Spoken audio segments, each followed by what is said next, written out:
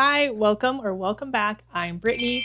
If you don't know me, I read loads of books, tons of different genres, mostly romantasy, but also sprinkle in just really good other books as well. In today's video, we are going to be going over completed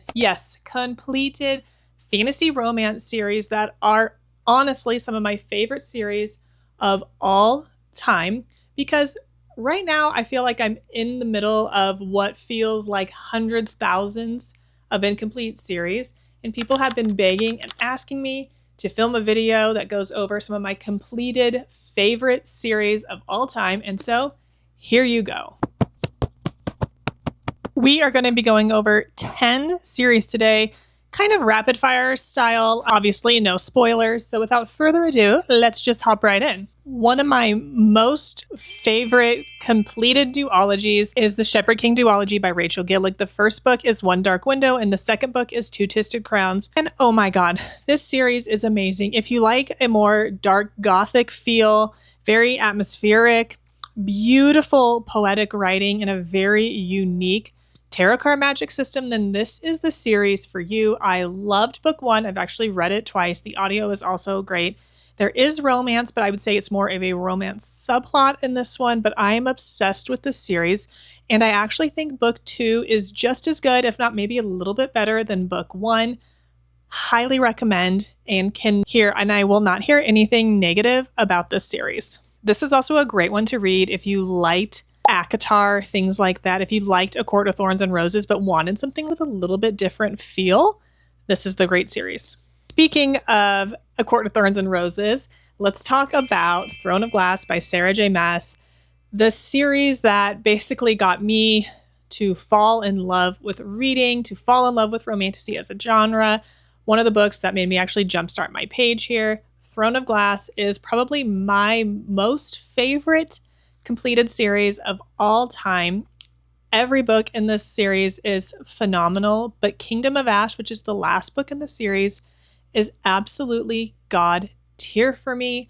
I probably won't go into too much detail about this book because I feel like at this point, a lot of people already know about it. If you don't, I have loads of videos on my page talking about this series in detail. This is an 8-book completed series. There is a lot of controversy on reading orders. If you have any questions about that, please feel free to drop them in the comments below. But this book follows Selena, who basically gets broken out of a prison and is forced to go in this competition for the king. I am actually doing a reread of this right now because I am getting ready. I'm doing a full reread of every SJM book for ACOTAR 6 and 7 that are coming out. And so I am just so excited to dive back into this world, the romance, the characters, the found family, the characters again, because there's just so many and I love them. The journey that this takes you on, the emotions is just unmatched and unlike anything I have ever read and experienced before. Blood of Steel is also a fun 4-book series that is complete. It is available on Kindle Unlimited. This book is actually really heavy. Good grief. In this world, women are forbidden from holding any type of steel, which main character has a dream of becoming a super elite warrior, but she can't become a warrior because she can't hold steel. There's also a prophecy in here where she knows when she's going to die, so she's doing everything in her path to make her dreams come true. If you like books with monsters, he trains her, that type of vibe, this is the series for you. The Crimson Moth duology by Kristen Ciccarelli is so much fun. It is more on the YA side, so not a lot of spice going on. If you're looking for that, this is probably not the series to you, but I loved this series. We have a cat and mouse vibe going on. He is a witch hunter and she is a witch. So well done, so gripping, very addicting as well. I just had so much fun reading this series and I really can't recommend it enough. I don't think a lot of people, I don't see enough hype around this book and I think it is severely underhyped and definitely worth the read. The tension and the banter in here is next level. Trial of the Sun Queen by Nisha Tuli is so much fun. I picked this book up on a whim one day at Target. I just read the back and I'm like, ooh, this sounds fun. I never heard anybody talk about it before. Now I feel like it's kind of blowing up a little, but the first line in this book is, "That bitch stole my soap." And when I read it, I text 10 people. I'm like, what is this? You guys need to go read this book. It's so good. It's kind of giving, there's Faye. Our main character is in a dungeon, she's held in a prison. And basically someone comes and breaks her out of the prison and is forcing her to compete in these trials to win the king's hand. So it's kind of giving a Bachelor with Faye. So much fun. 4-book series. The writing is very fast paced, easy to digest. And I loved this series. There's a great little sense of humor in here. The romance is delicious. Love it.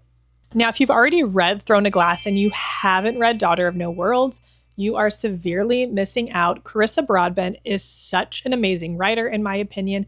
And this series is so good. We have a super slow burn. There is a lot of world building up front, but I think it is so well done. The ending will have your jaw on the floor. It is just amazing. I do not see enough people talking about this series. And like I said, if you like Throne of Glass and you like that slow burn vibe, this is the series for you. Our main character is ripped from her homeland as a child and wants to go join the Orders, which is kind of like an elite organization. But she has to do an apprenticeship with Max Terrarius, and it is just literally so good. If you like the vibe where he trains here, he's kind of broody. There's a lot of like emotional damage going on in the background, character arcs. It's just so good. It's just amazing. The next 2 books here are from the same author, and I am obsessed with these series, both of them equally. And I haven't even finished one yet, but it's still on this list because I've read the first 3 books and I am, like I said, utterly obsessed. The first one here is the Legacy series. The first book in the series is A Reign of Shadows and Endings by Melissa K. Roerich. And when I tell you, when I started this book, I have not had that feeling of starting a book and being so immersed in a world since reading this story. Now, this is a dark fantasy romance, and I feel like this book is also a little bit controversial because people either love it or hate it. And the reason why people hate it, I feel like, is because a lot of the characters are very unlikable. But the author does that in a way that I loved, and it made the characters so interesting to me where it's like you love to hate them, if that makes sense. This story follows our main character named Tessa, and she is basically in this world. There's also a unique spin on Fae in here, but in this world, the Fae are forced to serve the descendants of the god, and our girl Tessa gets picked to serve one of the most ruthless descendants of all time, and it's against her will. So like I said, it is very dark. I loved the way the story took off. It's a 4-book series. The 4th book came out last year, and I will say the 4th book wasn't my favorite ending to a series, but the first 3 books, I've never felt that way when reading a series before, and it hit literally everything for me. I won't say anything about why I don't like the 4th book. I don't want to say I don't like it, why it wasn't my favorite, because I think it's a major spoiler, but give this series a try. And if the characters are bothering you, I just beg you to stick with it a little bit longer. The next book here, which is also completed, is Lady of Darkness. And this book is just so well done. Melissa has a way of writing characters that just makes you just really understand them. Just makes you really get in their head and understand them. And this story was absolutely no exception. Now, this one and A Reign of Shadows and Endings, they are set in the same universe, but are not really connected. There are some overlapping characters, so you can read either one first. Melissa recommends to read Lady of Darkness first, so go with the author's recommendation when in doubt. This is also pretty dark, though, so please do check your trigger warnings again. And all these books are also available in Kindle Unlimited, so that is always a win. The next book that I have here is A Dawn of Onyx, the Sacred Stones trilogy. So we got 3 books here. We got some dragons in here, an abduction happening.